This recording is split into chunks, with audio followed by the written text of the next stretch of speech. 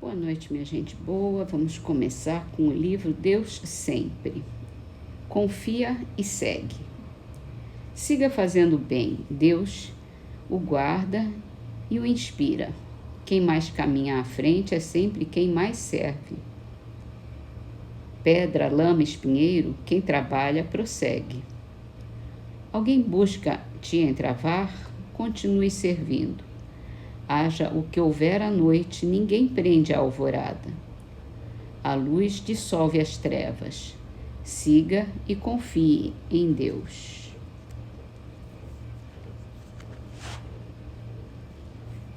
Livro dos Espíritos, pergunta 946.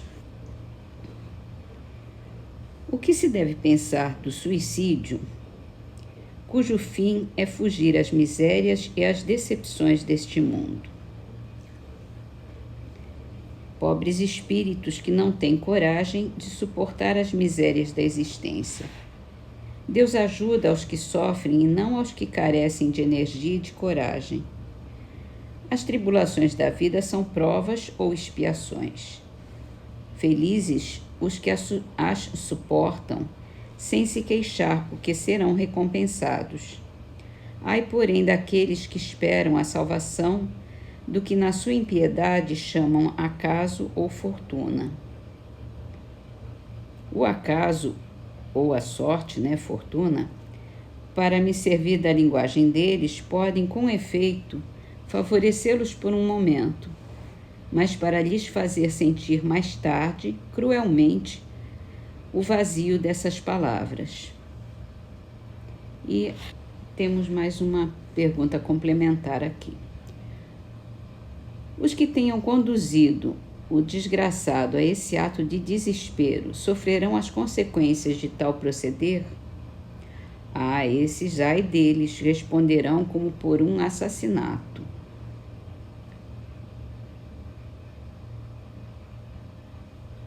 É uma questão de responsabilidade mesmo, Nós somos responsáveis pela nossa vida. Se a gente não tem coragem, não tem responsabilidade para viver, vai ter que responder por isso. Eu acho que deve levar em conta, sim, as atenuantes, essas depressões, esses quadros depressivos, mórbidos, que as pessoas enfrentam, mas é um ato de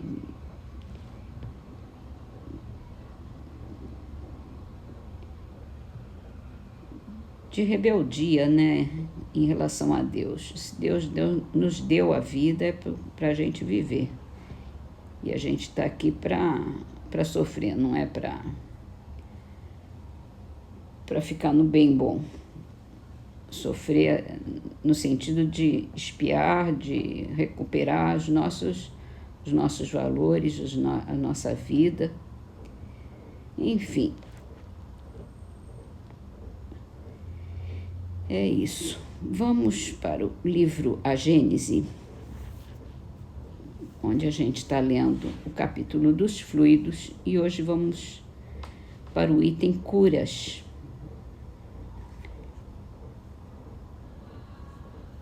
Como se tem visto, o fluido universal é o elemento primitivo do corpo carnal e do perispírito, que são simples transformações dele. Pela identidade da sua natureza, esse fluido condensado no perispírito pode fornecer princípios reparadores ao corpo. O espírito, encarnado ou desencarnado, é o agente propulsor que infiltra num corpo deteriorado uma parte da substância do seu envoltório fluídico. A cura se opera mediante a substituição de uma molécula malsã por uma molécula sã. O poder curativo estará, pois, na razão direta da pureza da substância inoculada, mas depende também da energia da vontade, que quanto maior for, tanto mais abundante emissão fluídica provocará e tanto maior força de penetração dará ao fluido. Depende ainda das intenções daquele que deseje realizar a cura, seja homem ou espírito. Os fluidos que emanam de uma fonte impura são como substâncias medicamentosas alteradas. São extremamente variados os efeitos da ação fluídica sobre os doentes, de acordo com as circunstâncias. Algumas vezes é lenta e reclama tratamento prolongado, como no magnetismo ordinário. Outras vezes é rápida, como uma corrente elétrica. Há pessoas dotadas de tal poder que operam curas instantâneas em alguns doentes, por meio apenas da imposição das mãos, ou até exclusivamente por ato da vontade. Entre os dois polos extremos dessa faculdade há infinitos matizes. Todas as curas desse gênero são variedades do magnetismo e só diferem pela intensidade e pela rapidez da ação. O princípio é sempre o mesmo: o fluido a desempenhar o papel de agente terapêutico e cujo efeito se acha subordinado à sua qualidade e às circunstâncias especiais. A ação magnética pode produzir-se de muitas maneiras. Primeiro, pelo próprio fluido do magnetizador, é o magnetismo propriamente dito ou magnetismo humano, cuja ação se acha adstrita à força e, sobretudo, à qualidade do fluido. Segundo, pelo fluido dos espíritos, atuando diretamente e sem intermediário sobre um encarnado, seja para curá-lo ou acalmar um sofrimento, seja para provocar o sono sonambúlico espontâneo, seja para exercer sobre o indivíduo uma influência física ou moral qualquer. É o magnetismo espiritual, cuja qualidade está na razão direta das qualidades do espírito. Terceiro, pelos fluidos que os espíritos derramam sobre o magnetizador, que serve de veículo para esse derramamento. É o magnetismo misto, semi-espiritual ou, se o preferirem, humano-espiritual. Combinado com o fluido humano, o fluido espiritual lhe imprime qualidades de que ele carece. Em tais circunstâncias, o concurso dos espíritos é a miúde espontâneo, porém as mais das vezes provocado por um apelo do magnetizador. É muito comum a faculdade de curar pela influência fluídica e pode se desenvolver por meio do exercício, mas a de curar instantaneamente pela imposição das mãos, essa é mais rara e seu grau máximo se deve considerar excepcional.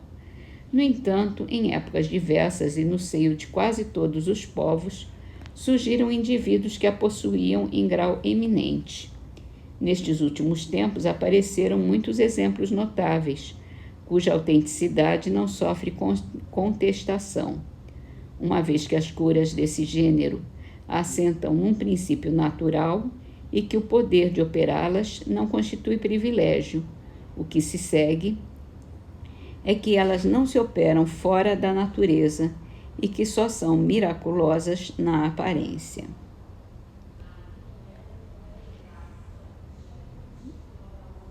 Esse fluido do magnetizador, o magnetismo humano, a gente tem essa propriedade, né? E existem algumas técnicas de imposição de mãos que se servem desse magnetismo.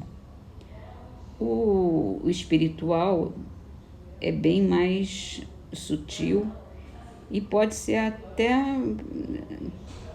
não tem necessidade de uma intervenção humana. Então, quando a gente ora, por exemplo, com muita fé, com muita vontade, ela pode operar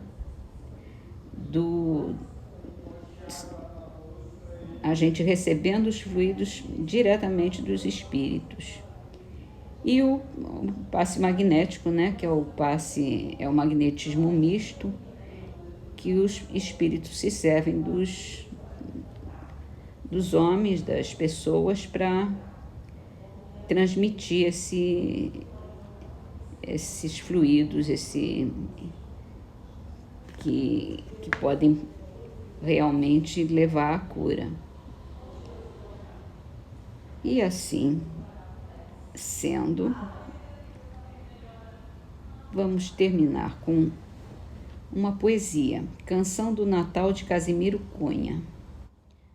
Está no livro Antologia Mediúnica do Natal, psicografado por Chico Xavier. Mestre amado, agradecemos em teu Natal de alegria a paz que nos anuncia a vida superior. Por nossa esperança em festa, pelo pão, pelo agasalho, pelo suor do trabalho, louvado seja, Senhor. Envoltos na luz da prece, louvamos-te os dons supremos nas flores que te trazemos, cantando de gratidão. Felizes e reverentes, rogamos-te, doce amigo, a bênção de estar contigo no templo do coração.